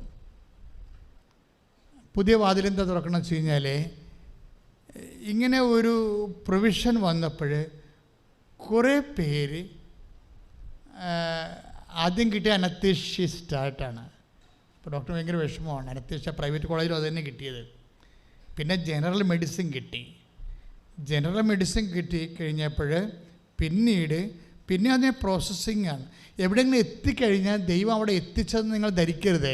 ദൈവം നിങ്ങളെ കൊണ്ടുപോയിരിക്കും. പിന്നെ എന്താ അവസാനം പെർട്ടിക്കുലർ മെഡിസിൻ, ഡോക്ടർ വിശ്വസിച്ച ഒരു മെഡിസിൻ ഉണ്ട്, അതിലേക്ക് കൊണ്ടുപോകും. അതൊരിക്കലും ചിന്തിക്കാത്ത ഒരു റാങ്കിലാണുള്ളവർക്കാണ് അത് കിട്ടണത്. പക്ഷെ അതിലേക്ക് ഈ താഴെയുള്ള ആൾക്കാരെല്ലാം വേറെ വേറെ കോളേജിലിട്ട് പോകും. അപ്പോൾ സീറ്റെല്ലാം വേക്കൻ്റായിട്ട് വരും. ഡോക്ടർ അവസാനം പ്രവേശിക്കുന്നത് ഒരു പെർട്ടിക്കുലർ മെഡിസിനിലേക്കാണ്. ദാറ്റ് മീൻസ് അത് നമ്മൾ ഞെട്ടിപ്പിക്കുന്ന ഒരു ഭയങ്കര റാങ്ക് കയറ്റമാണ്. First rank, second rank, third റാങ്കിന് കിട്ടുന്ന അവരുടെ മെറിറ്റിൽ കിട്ടുന്ന സംഭവമാണ് മാതാവ് ഗ്രേസിൽ കൊടുക്കുന്നത്. കൈയിട്ടിച്ച് കർത്താസലിയ അച്ഛനിലൂടെ ഇപ്പോൾ ഈശോ ഇതെന്താ പറയുന്നത് കഴിഞ്ഞാൽ, നിങ്ങൾ ഒരു 20% പേര് എപ്പോഴും ഇങ്ങനെ എന്തെങ്കിലും ഒരു ഡൈക്കോട്ടമി, ഒരു തരത്തിലുള്ള ഇറിറ്റേഷൻസ്, അസ്വസ്ഥങ്ങളൊക്കെ ഉണ്ടായിക്കഴിഞ്ഞാൽ നിങ്ങൾ ഉടനെ വല്ലാതെ അങ്ങ് ചിന്തിച്ചിട്ട് ഇത് നമുക്ക് കിട്ടാൻ പോണില്ല എന്ന് പറഞ്ഞ് നിങ്ങൾ സ്വന്തമായിട്ട് ഒരു തീരുമാനം എടുത്തിട്ട് നിങ്ങൾ ഡൗൺ ആയിട്ട് ഇന്നാക്റ്റീവായി പോകും. പ്രാർത്ഥിക്കാതെ, അത് പ്രത്യാശ വെക്കാതെ കൂളായി പോകും. പക്ഷേ എപ്പോഴും നമ്മൾ ശ്രദ്ധിക്കേണ്ട ഒരു കാര്യം, ദൈവം നിങ്ങളെ ഈ കേസ് കെട്ട് വിട്ടാലും ദൈവം കേസ് കെട്ട് വിടത്തില്ല. അത് മനസ്സിലാക്കാത്തവരാണ് മണ്ടന്മാർ. വിഡ്ഢി തൻ്റെ ഹൃദയത്തിൽ പറയുന്നു ദൈവം ഇല്ല എന്ന്. അങ്ങനെ ഒരു വചനമുണ്ട്. വിഡ്ഢി തൻ്റെ ഹൃദയത്തിൽ പറയുന്നു ദൈവം ഇല്ല എന്ന്. നമ്മൾ ദൈവം ഇല്ല എന്ന് പറയത്തില്ല. നമ്മളെന്താ ചെയ്യണത്? ഈ വിഷയത്തിൽ ദൈവം ഇല്ലെന്നാണ് പറയണത്. ഈ വിഷയത്തിൽ ദൈവമില്ല. ഇത് സ്വാഭാവികമായിട്ട് പ്രൊസീഡിങ്സിൽ പോവുകയാണ്. അതാണ് നമുക്ക് പറയുന്ന ഒരു അപകടം. ഈ വിഷയത്തിൽ തന്നെ ഒരു സാക്ഷി, ക്രിസ്തു ജോസഫിൻ്റെ സാക്ഷി എന്താ? ഇയാളൊരു നല്ല വെൽ ലേണഡ് സ്റ്റുഡൻ്റാണ്, ടീച്ചറുമാണ്, IELTS പഠിപ്പിക്കുന്ന കോച്ചറാണ്. പക്ഷേ എന്താ പറ്റുക, ഇയാൾ ഒരു കോൺഫിഡൻ്റ്, ചെറുപ്പത്വത്തിൻ്റെ ഒരു ആത്മവിശ്വാസമില്ലേ. അപ്പോൾ അതുകൊണ്ട് മിനിമം പ്രയറേ ഉള്ളൂ. ചെറുപ്പക്കാരുടെ ചെറിയൊരു പ്രോബ്ലം, അവരെ ഒക്കെ ബുദ്ധിപരമായിട്ട് നോക്കിയിട്ട് കാര്യങ്ങൾ നോക്കിയിട്ട് പറയും, ഇത് ദൈവം സഹായിക്കും, പക്ഷെ നമ്മൾ അധ്വാനിക്കണ്ടേ, നമ്മൾ കഷ്ടപ്പെടണ്ടേ. അപ്പോൾ അതുകൊണ്ട് അവരുടെ മസിലിന് കൂടുതൽ പ്രാധാന്യം കൊടുക്കും. കഷ്ടപ്പാട്, മെറിറ്റല്ല. അവരുടെ മെറിറ്റിനാണ് പ്രാധാന്യം കൊടുക്കുന്നത്. ഉടമ്പടിയുടെ ഭാഷ മെറിറ്റാണത്. നമ്മളുടെ ആരോഗ്യം, ബുദ്ധി, നമ്മുടെ സ്വാധീനം, അങ്ങനെയുള്ള കാര്യങ്ങൾക്കൊക്കെ നമുക്ക് ഓവറായിട്ട് നമുക്ക് ഈ മെറിറ്റിന് ഓവർ പ്രാധാന്യം വന്നാൽ അപകടം സംഭവിക്കാൻ സാധ്യതയുണ്ട്. മക്കളെ, പറയുന്ന മനസ്സിലാകുന്നുണ്ടോ? ഇത് നിങ്ങൾ മനസ്സിലാക്കാതെ നമുക്ക് മുന്നോട്ട് പോകാൻ പറ്റത്തില്ല. നിങ്ങളുടെ ബുദ്ധി, നിങ്ങളുടെ കഴിവ്, അതിന് നിങ്ങൾ ഓവർ പ്രാധാന്യം കൊടുത്താൽ അപ്പം നിങ്ങൾ മെറിറ്റിലാണ് ആശ്രയിക്കണമെന്ന് വന്നില്ലേ, അപ്പം ഗ്രേസ് വർക്ക് ചെയ്യത്തില്ല. ബൈബിള് നമ്മൾ ഉടമ്പടി വർക്ക് ചെയ്യണത് എന്ത് ഫോർമാറ്റിലാണ്? Not by merit but by grace. നിങ്ങളുടെ യോഗ്യത കൊണ്ടല്ല, ദൈവത്തിൻ്റെ കൃപ കൊണ്ടാണ്. അപ്പോൾ ഈ ക്രിസ്തു ജോസഫിന് സംഭവിക്കുന്നത് എന്താണ്? ക്രിസ്തു ജോസഫിന് എല്ലാം ഓക്കെയാണ്. ആരോഗ്യമുണ്ട്, സൗന്ദര്യമുണ്ട്, പേഴ്സണാലിറ്റി ഉണ്ട്, അവരെ കണ്ടറിയാൻ പറ്റുന്ന നല്ല മിടുക്കനായിട്ടാവുന്ന സാക്ഷ്യം പറയണത്. അതിനിടയ്ക്ക് സംഭവം ഉണ്ടായി. അവൻ്റെ മെറിറ്റ് പോയി. മെറിറ്റ് എന്താ പോയത്? അവൻ ഈ IELTS ഒക്കെ പഠിപ്പിച്ചിട്ട് കാനഡയ്ക്ക് ചാടാൻ വേണ്ടി നിന്ന പാർട്ടിയാണ്. പക്ഷേ പെട്ടെന്ന് മെറിറ്റ് പോയി. മെറിറ്റ് എന്താ പോയത്? ഇവൻ്റെ വണ്ടി പോയി വേറെ വണ്ടിയായിട്ട് ഇടിച്ച് കൈ ഒടിഞ്ഞു പോയി. മെറിറ്റ് പോയി. ഉടമ്പടിയുടെ ഭാഷ പറഞ്ഞാൽ മെറിറ്റ് പോയെന്നേ ഉള്ളൂ, അല്ല കൈ ഒടിഞ്ഞെന്ന് പറയത്തില്ല ഉടമ്പടി. മനസ്സിലായില്ലേ? ഇതിനെല്ലാം തർജ്ജിമകളുണ്ട്. ഉടമ്പടിയുടെ കവനൻ്റൽ ട്രാൻസ്ലേഷൻസ് ഉണ്ട്. അതായത് നമ്മളെ കൈ ഒടിഞ്ഞെന്നാണ്. ഇപ്പോൾ ഡോക്ടർ പറഞ്ഞ അനാട്ടമിക്കലായിട്ട് കൈ ഒടിഞ്ഞ്, ഫിസിക്കലായിട്ട് കൈ ഒടിഞ്ഞു. പക്ഷേ ഉടമ്പടി അങ്ങനെ പറയത്തില്ല. അവൻ്റെ മെറിറ്റ് വർക്ക് ചെയ്യുന്നില്ല. ഇനി എന്ത് വർക്ക് ചെയ്യും? ഗ്രേസ് വർക്ക് ചെയ്യും. അതാണ് സംഭവം. മെറിറ്റ്. അപ്പം നിങ്ങൾ എന്തെങ്കിലും നഷ്ടപ്പെട്ട് കഴിയുമ്പോൾ മെറിറ്റ് പോയെന്നേ പറയാവൂ. മെറിറ്റ് പോയാൽ നമുക്ക് പ്രശ്നമില്ല. എന്താ കാര്യം? ഗ്രേസിൻ്റെ ചാനൽ കറക്റ്റല്ലേ? നമുക്ക് ഒരു ഇപ്പോൾ ഒരാൾ കല്യാണം നടത്താൻ നമുക്ക് പൈസ തരാമെന്ന് പറഞ്ഞു. അപ്പോൾ നമ്മളുടെ മകളുടെ കല്യാണം അടുത്ത മാസമാണ്. നമുക്ക് ഈ ആഴ്ച പൈസ തരാമെന്ന് പറഞ്ഞു. ഇപ്പോൾ നമ്മൾ അറിയുന്നു അയാൾ ആശുപത്രിയിലായെന്ന്. അതിൻ്റെ അർത്ഥം നമ്മളത് ചതിച്ചെന്നോ അയാൾ തരാമെന്ന് പറഞ്ഞിട്ട് അയാൾ ഇപ്പോൾ പറഞ്ഞു അയ്യോ എൻ്റെ ഇല്ലല്ലോ, നിങ്ങൾ കിട്ടുന്ന അവിടേക്ക് ഇത് മേടിക്കാൻ പറയും. അപ്പോൾ നമുക്ക് അവിടെ ചവിട്ടിക്കിറാൻ തുടങ്ങും. അങ്ങനെയൊന്നും ചെയ്യരുത്. കാര്യം എന്താണ്? അതിൻ്റെ അർത്ഥം അയാൾക്ക് കാശ് മകളെ കെട്ടിക്കാൻ തരാമെന്ന് പറഞ്ഞു. ഇപ്പോൾ അയാൾ പറയാണ് തരണില്ല എന്ന് പറഞ്ഞു. എൻ്റെ ഇല്ല, പലിശക്ക് വാങ്ങിച്ച് തരാമെന്നാണ് പറഞ്ഞത്. ഈ ഭയങ്കര പലിശക്ക് മേടിക്കണത് ഭാര്യ തന്നെ വീട്ടിൽ പ്രശ്നം ഉണ്ടാക്കി. അപ്പോൾ അവർ പറഞ്ഞു എന്നാ മേടിക്കണമെന്ന് വിചാരിച്ച് അവരെവിടെയെങ്കിലും കാണട്ടാ, മകളെ കെട്ടിക്കണവർ കൈ കെട്ടിരിക്കുക, അവരെവിടെയെങ്കിലും കെട്ടി കാണിക്കുന്നത് നിങ്ങൾക്ക് എന്താ ഊത്തലേ, കാശക്കടം മേടിച്ചാണെങ്കിൽ കൊടുക്കും നമുക്ക് എന്നും പറഞ്ഞ് നിങ്ങളിങ്ങനെ കിഡ്നി വിറ്റ് കൊടുക്കേണ്ട ആവശ്യമുണ്ടെന്ന് ഭാര്യ 5-8 ഡയലോഗ് വീട്ടിൽ പാസ്സാക്കിയപ്പോൾ തന്നെ പുള്ളി ഫ്ലാറ്റായി. പുള്ളി കൈമലത്തി കളഞ്ഞു. അയ്യോ മേടിച്ചങ്ങനെ തരാൻ പറ്റത്തില്ല കേട്ടാന്ന് പറയുമ്പോൾ ആരും മകളെ കെട്ടിക്കുക ഈയിടെ കാശ് നമ്മൾ കണ്ടുകൊണ്ടിരിക്കണേ. അപ്പോൾ നമുക്ക് തോന്നി ഇയാളെ വെടിവെച്ച് കൊല്ലാൻ തോന്നും. പക്ഷേ ഉടമ്പടി ഭാഷ എന്താ പറയണത്? നിൻ്റെ മെറിറ്റ് പോയി, ഇനി എന്താണ് ചെയ്യാൻ പോണത്? ഗ്രേസ് വർക്ക് ചെയ്യാൻ പോകുന്നു. അല്ലാതെ അയാളുടെ വെടിവെച്ച് കൊല്ലാനല്ല പോകേണ്ടത്. അതുകൊണ്ടാണ് നീ മുളയെടുക്കണത് അറിയുന്നില്ലേ. പുതിയ കാര്യം മുളയെടുക്കണത് അറിയേണ്ടതാണത്. പുതിയ കാര്യം ഇപ്പോൾ 43:19 ചോദിക്കണില്ല ഐസയ, പുതിയ കാര്യം മുളയെടുക്കണത് അറിയുന്നില്ലേ? എന്താ കാര്യം?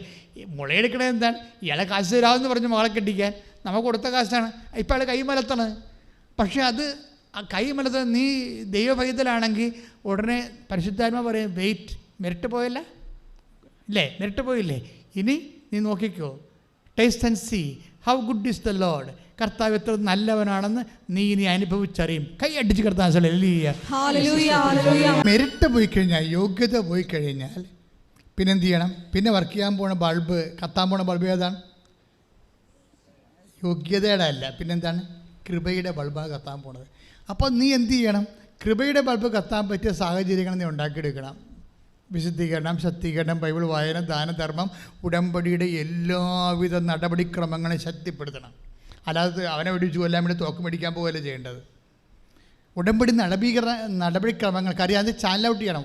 ഒരു നാഷണൽ ഹൈവേ തന്നെ നീ വെട്ടണം കർത്താവുമായിട്ട്, അല്ല പഞ്ചായത്ത് റോഡ് പോരാ. കാരണം ദൈവം മാത്രമേ സഞ്ചരിച്ചെത്തേണ്ട വഴികളാണിത്. ഈ ക്രിസ്റ്റി ജോസഫിൻ്റെ സാക്ഷ്യം ഭയങ്കര രസം വെച്ച് കഴിഞ്ഞാൽ ഇവൻ്റെ കൈ ഒടിഞ്ഞല്ലോ. കൈ ഒടിഞ്ഞു കഴിഞ്ഞപ്പോഴും അവൻ പറയണത്, എനിക്ക് ആവശ്യത്തിന് ബുദ്ധിയും വിദ്യാഭ്യാസവും കഴിവുമൊക്കെ ഉണ്ട്, എനിക്ക് നല്ല വിശ്വാസത്തോടും കോൺഫിഡൻസ് ഉള്ള കാരണം ദൈവം എനിക്ക് വേണ്ട ഒരാളായിട്ട് എനിക്ക് തോന്നിയിട്ടില്ല. അത്യാവശ്യം വിശ്വാസിയാണ്, അവിശ്വാസിയല്ല, പക്ഷെ ദൈവത്തെ അത്യാവശ്യം വേണ്ട ഒരാളായിട്ട് പേഴ്സണൽ റിലേഷൻ, അതാണ് അദ്ദേഹം പറയുന്നത്.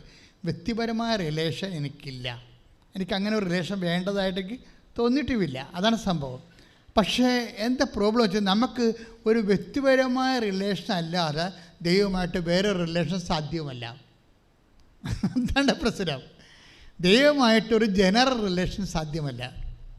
ട്രാൻസ്പോർട്ട് ബസ്, നമ്മുടെ ബസ്സെന്ന് പറയത്തില്ലേ, ഇതിൽ നമ്മൾ തന്നെ കല്ലെറിയുകയും ചെയ്യും. അങ്ങനെയുള്ള ഒരു ജനറൽ റിലേഷൻ ദൈവമായിട്ട് സാധ്യമല്ല. ദൈവമായിട്ട് റിലേഷൻ വർക്കൗട്ട് ചെയ്യേണ്ട ഒരു റിലേഷൻ പേഴ്സണൽ റിലേഷനാണ്. അതാണ് നീ എനിക്ക് പ്രിയങ്കരനാണ്, നീ ബഹുമാന്യനാണ്, പ്രിയങ്കരനാണെന്നൊക്കെ പറയണത് personal. I have carved you out in my പാവ്. നിന്നെ ഞാൻ എൻ്റെ 45:15 ഐസയാ.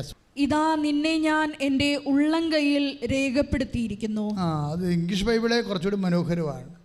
I have carved you out in my പാവ്. എൻ്റെ ഉള്ളം കൈയിൽ കൊത്തിവെച്ചിരിക്കുന്നു, കാർവ് ചെയ്തിരിക്കുകയാണ്. That means you are the part of my body. നീ എൻ്റെ ശരീരത്തിൻ്റെ ഭാഗമാണെന്ന് കൈയടിച്ച് കർത്താവ്. വിശുദ്ധ പരമദിവ്യകാരുണ്യത്തിന് Isaiah 43:15 and call for the. എപ്പോഴും ഞാൻ പറയും ദൈവത്തിൻ്റെ വിളി, there is only single occasion. എന്താണത്? അതെന്താ പറയണത്? ദൈവത്തിൻ്റെ കോൾ ടു ഇൻറ്റിമസിയിലേക്കാണ്. ദൈവത്തിൻ്റെ ഓരോ വിളി, നിന്റെ ഞെരുക്കമാകാം, രോഗമാകാം, നിൻ്റെ ജോലി തടസ്സമാകാം, താമസമാകാം, പ്രാർത്ഥനയ്ക്കുള്ള അവസരമാകാം, ഗ്യാപ്പുകളെല്ലാം you must fill with your prayer. എല്ലാ ഗ്യാപ്പുകളും you must proclaim your faith. നിൻ്റെ എല്ലാ ഗ്യാപ്പുകളും, നിൻ്റെ ജീവിതത്തിൽ വരുന്ന എല്ലാ വിള്ളലുകളും വീഴ്ചകളും എല്ലാം വിശ്വാസത്താൽ ഫില്ല് ചെയ്യേണ്ടതാണ്. കൈയിടിച്ച് കർത്താവ്. 43:4 നീ എനിക്ക് വിലപ്പെട്ടവനും, പറഞ്ഞേ, നീ എനിക്ക് വിലപ്പെട്ടവനും ബഹുമാന്യനും പ്രിയങ്കരനും ആയതുകൊണ്ട് നിനക്ക് പകരമായി മനുഷ്യരെയും നിന്റെ ജീവന് പകരമായി ജനതകളെയും ഞാൻ നൽകുന്നു. ഭയപ്പെടേണ്ട, ഞാൻ നിന്നിലൂടെ നിന്റെ കൂടെ ഉണ്ട്. ഈ ബോധം എപ്പോഴും ഉണ്ടാകണം. ഒരു സാധനം അല്പം ലാഗ് ചെയ്ത, അല്പം ഗ്യാപ്പ് വന്നാൽ you must filled with proclaim the faith, you must filled with the prayer. ആ സ്ഥലത്തെല്ലാം നീ പ്രാർത്ഥന കൊണ്ട് ഫില്ല് ചെയ്യണം. എന്താ കാരണം? നീ പറയണം, കർത്താവേ, നിൻ്റെ സമയം, നീ എനിക്ക് കൽപ്പിച്ച് നൽകുന്ന സമയത്തെ ഞാൻ എൻ്റെ പ്രത്യാശ കൊണ്ട് വിശുദ്ധീകരിക്കുന്നു എന്ന് പറഞ്ഞ്, കർത്താവേ, നീ എനിക്ക് കൽപ്പിച്ചു നൽകുന്ന സമയത്തെ ഞാൻ എൻ്റെ വിശ്വാസം പ്രഖ്യാപിച്ചുകൊണ്ട് വിശുദ്ധീകരിക്കുന്നു. ദൈവപൈതലെ, എനിക്കും നിനക്കും ദൈവത്തിനും ഇടയിൽ ചെയ്യാവുന്ന ഒരേ ഒരു കാര്യം എന്താണ്? വിശുദ്ധീകരണമാണ്. വിശുദ്ധീകരണം എന്ന് പറയുന്നത് പാപം ചെയ്യാതിരിക്കുന്ന അവസ്ഥയല്ല. നിൻ്റെ സാഹചര്യങ്ങളെ ദൈവത്തിന് വിശ്വാസം കൊണ്ട് ഏൽപ്പിക്കലാണ്. വിശുദ്ധി എന്ന് പറയുന്നത് പാപം ചെയ്യാതിരിക്കുന്ന അവസ്ഥ മാത്രമല്ല, പുണ്യം ചെയ്യുന്ന അവസ്ഥ മാത്രമല്ല, മറിച്ച് നിൻ്റെ സാഹചര്യങ്ങളെ, നിൻ്റെ ആശങ്കകളെ എല്ലാം ആത്മാഭിഷേകത്തിലെ ദൈവത്തിൻ്റെ നാമത്തിലെ അതിനു വേണ്ടി വിശ്വാസം പ്രഖ്യാപിച്ച് കാത്തിരിക്കുന്നതും നിൻ്റെ വിശുദ്ധീകരണത്തിൻ്റെ നടപടിക്രമത്തിൻ്റെ ഭാഗമാണ്. കൈയിടിച്ച് കിടത്താൻ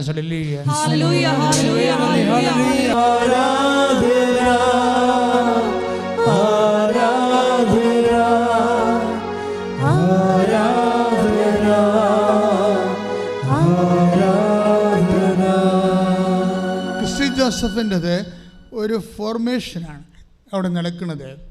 അതായത് പൂർണ്ണമായി ദൈവത്തിൽ നമ്മൾ ആശ്രയിക്കും വരെ ഈ ഫോർമേഷൻ നടന്നുകൊണ്ടേയിരിക്കും. ഇപ്പോൾ എന്നെ സംഭവിച്ചിരിക്കുന്നത്, അവന് പ്രാർത്ഥന കുറഞ്ഞു. എന്താ കാര്യം? എൻ്റെ കൈ ഒടിഞ്ഞില്ലേ? കാനഡ സ്വപ്നം, കനേഡിയൻ സ്വപ്നമൊക്കെ പൊരിഞ്ഞു, കൈയൊക്കെ ഒടിഞ്ഞു. കൈ ഒടിഞ്ഞു. പിന്നീട് എന്താ പറ്റിയത്? കൈ ഉയർത്താൻ പറ്റിയില്ല. പിന്നീട് കൈ പഴുത്തു, അകത്ത് കിടന്ന് ഇരുമ്പ് റോഡ് പഴുത്തു. അപ്പം നീരായി കാല്. ചെറുപ്പക്കാരൻ ഡിസ്ഫിഗറായിപ്പോയി. നമ്മുടെ ലക്ഷണം മാറും. നീര് കയറുമ്പോൾ ലക്ഷണം മാറത്തില്ലേ? അല്ലേ? അപ്പം മാറും.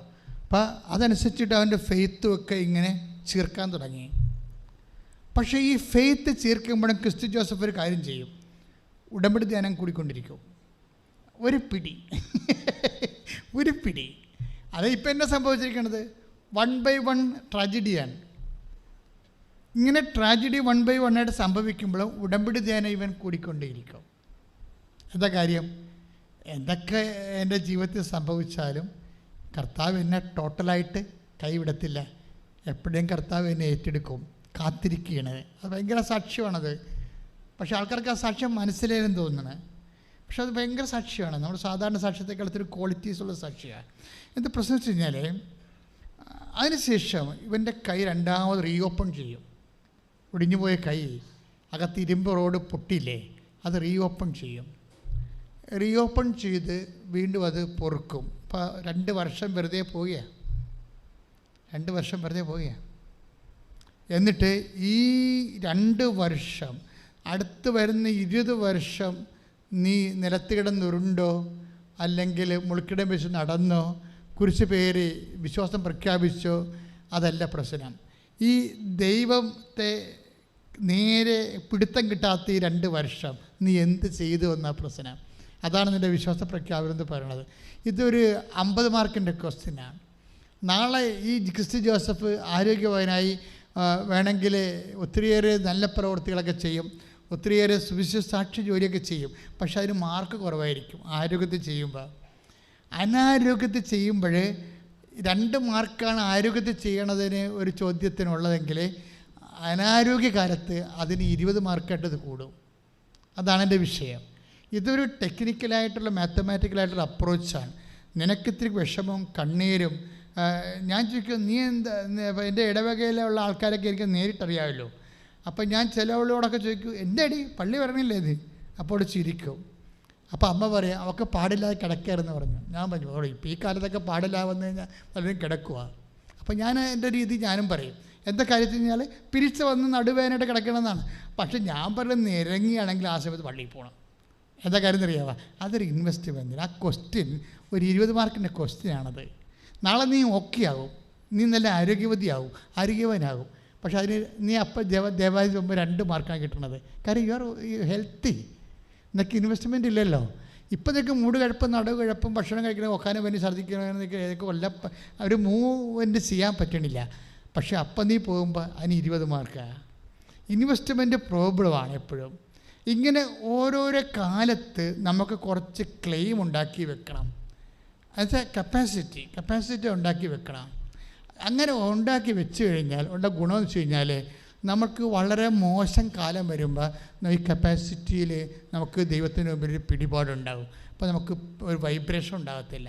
ക്രിസ് ജോസഫ് വീണ്ടും സുഖപ്പെട്ട് കഴിഞ്ഞാൽ ഒരു കുഴപ്പമുണ്ട്. അവൻ്റെ കൈ സ്വാധീനം പോയി, കൈ പൊക്കാൻ പറ്റണില്ല. അവ പറഞ്ഞു, ഈശോ, ഞാൻ എൻ്റെ കഷ്ടപ്പാടിൻ്റെ കാലത്തെല്ലാം എനിക്ക് അത്യം വിശ്വാസം പ്രഖ്യാപിക്കാൻ പറ്റിയില്ലെങ്കിലും ഞാൻ ഉടമ്പടി ധ്യാനമൊക്കെ കൂടി ഞാൻ വിശ്വാസം കളഞ്ഞില്ലല്ലോ ഈശോ.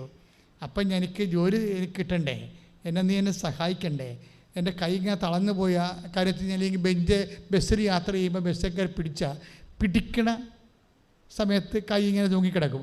കൈ വിട്ട തകയെന്നടിച്ച് താഴെ പോകും കൈ. അങ്ങനൊരു അവസ്ഥയിൽ കൈയായിപ്പോയി. അപ്പോൾ അവന് ഭയങ്കര സങ്കടമായി. ഒരു യുവാവ് പോകുന്ന ഒരു വഴി കണ്ടില്ലേ. പക്ഷേ എന്നാലും ഇവൻ പിടിവിടുന്നതില്ല. എന്നാലും ഇവൻ വിശ്വാസത്തിന് പിടിവിടാതെ നിൽക്കുന്നുണ്ട്. കുറച്ച് കഴിയുമ്പോൾ ഇവൻ്റെ അങ്കിള് വരും. അങ്കിള് വരുമ്പോൾ പറഞ്ഞ്, ക്രിസ്റ്റി എന്തായി, നിൻ്റെ ജീവിതം കുറച്ചല്ലേ, എൻ്റെ കൈയൊക്കെ പോയല്ലേ? ആ അങ്കിളെ കൈ പൊക്കാൻ പറ്റണില്ല എന്നും പറഞ്ഞ് ഇങ്ങനെ പൊക്കിയപ്പോൾ പൊങ്ങി നിൽക്കണം. അതാ രസം. അങ്കിളെ കൈ പൊക്കാൻ പറ്റണില്ല എന്നും പറഞ്ഞു നോക്കിയപ്പോഴേ അത് ഫുള്ളായിട്ട് പടുത പോയി പൊങ്ങി നിൽക്കണം.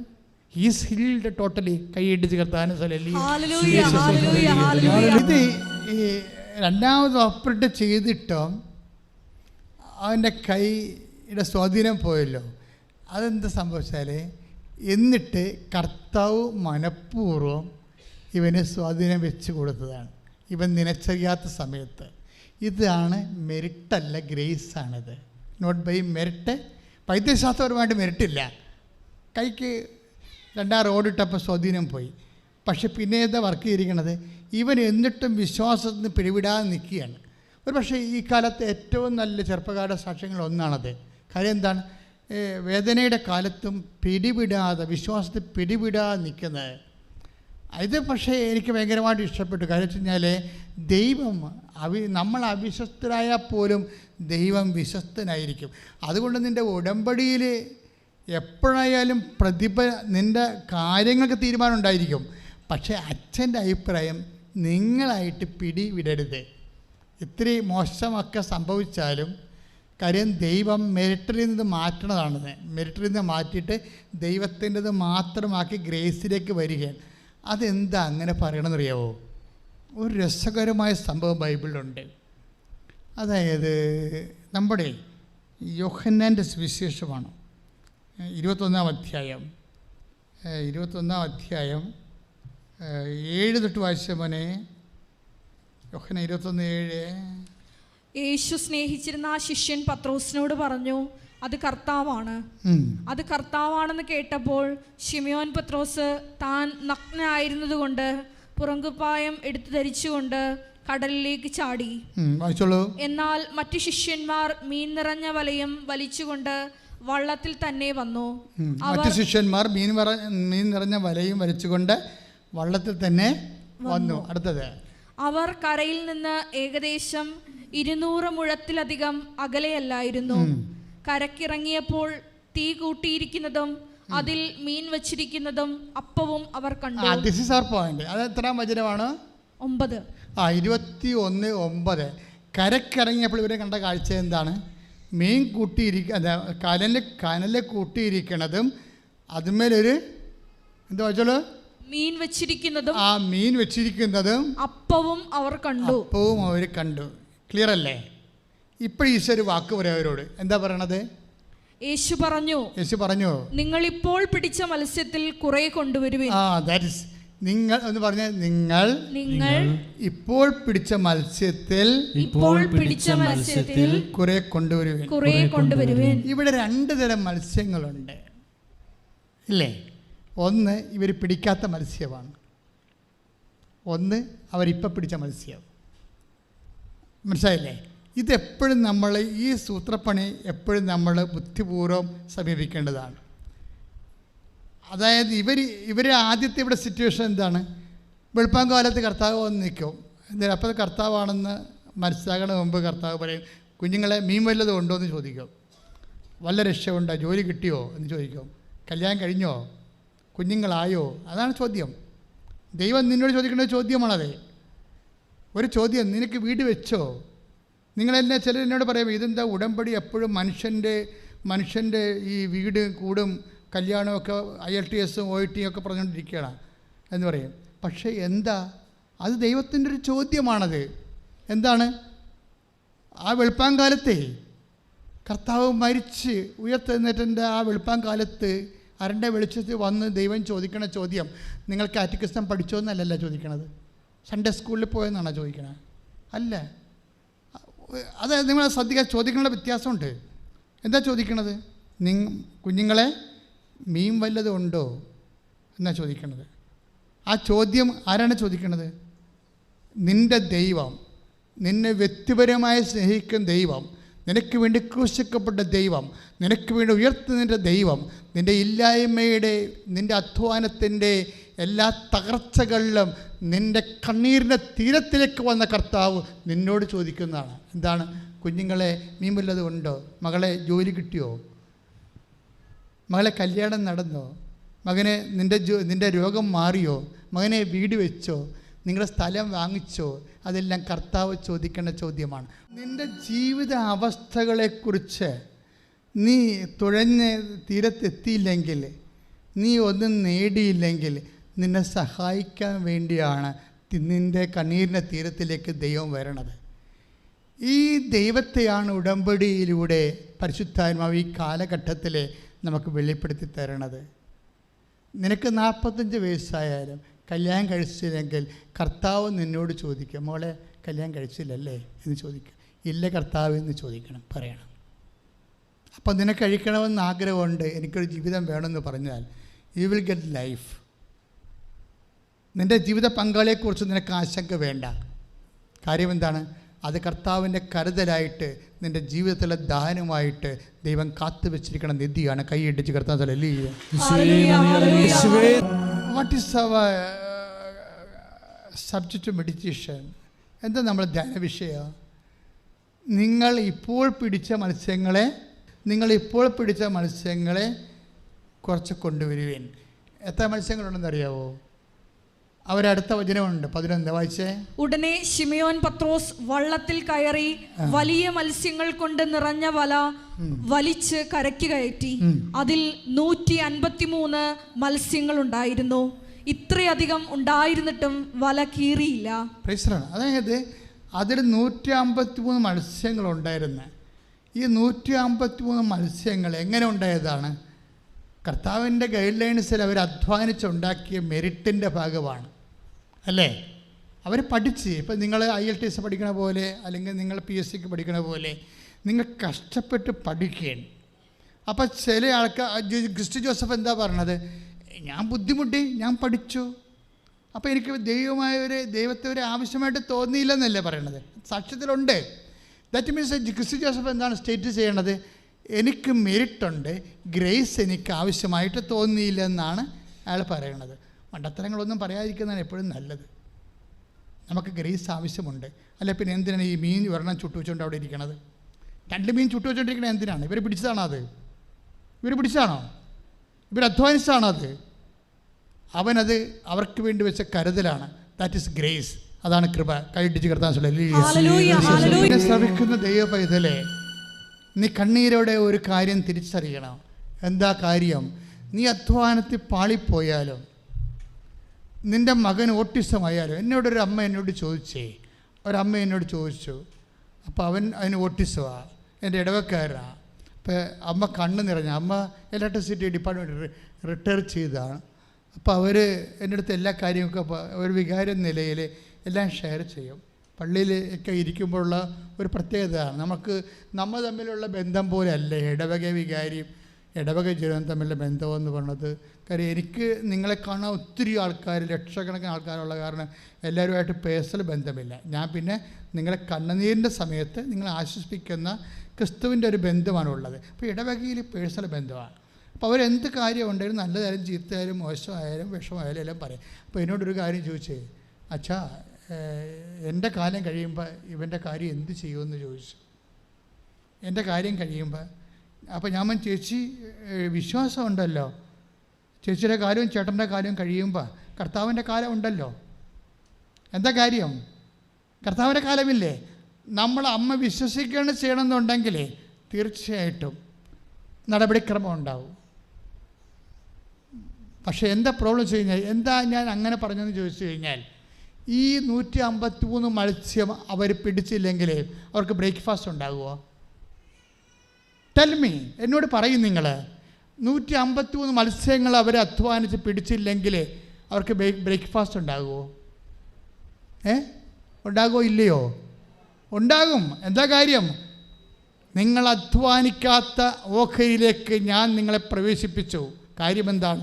ഞാനാണ് നിന്നെ പെറ്റത്, ഞാനാണ് നിന്നെ വളർത്തിയത്, ഞാനാണ് നിൻ്റെ ദൈവം. കൈയിടിച്ച് കർത്താവേ, അതിൻ്റെ വചനം നീ തിരിച്ചറിയണമെന്ന് ആഗ്രഹിക്കുന്ന ഒരു സത്യമുണ്ട്.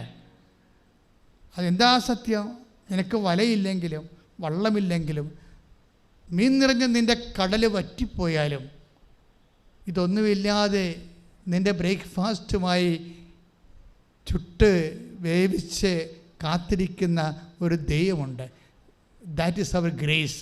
ആ ഗ്രേസ് നമ്മൾ അധ്വാനിച്ച് നേടിയതല്ല, അതവൻ്റെ സ്വയം ദാനമാണ്. കൈയിടിച്ച് കർത്താവ് ശുദ്ധ പരമദിവ്യകാരുണ്യത്തിന് നേരവും ആരാധനയും സ്തുതിയും പുകഴ്ചയും ഉണ്ടായിരിക്കട്ടെ. അതായത് എപ്പോഴും നമ്മൾ ശ്രദ്ധിക്കേണ്ടത്, നമ്മുടെ മെരിറ്റ്, യോഗ്യത ഏതെങ്കിലും സമയത്ത് നിൻ്റെ കയ്യിൽ നിന്ന് യോഗ്യത പോയെന്ന് വിചാരിച്ചോ?